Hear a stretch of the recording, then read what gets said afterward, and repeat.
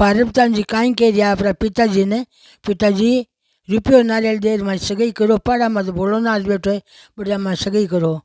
पाड़ा पर बैठो भोलोनाथ, सगाई मारी वाई करे जो, ते तो देजो रुपयो नारियल, सगाई मारी वाई करे जो, ते तो देजो रुपयो नारियल, सगाई मारी वाई करे जो।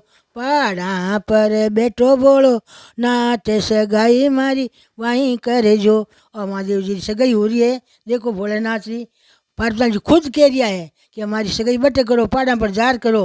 पहाड़ा पर भोलोनाथ बैठो बिठा है, बस में लगाड़ बैठो, गला में ऊँट की माला पहनने, सर पहनने हैं, गला लंबी जटा बदलड़ी है, मिर्चाटा पहनने, कने बूढ़ो वेल है, रेवने कुछ नहीं है, शमशाना में रेवे। तो ही देखो पार्वती जी कहीं गया हमारी सगाई बट कर जो। पिताजी में पढ़नी छू, भोलेनाथ हूँ पढ़नी छू, आज भोलेनाथ की सगाई हो रही है।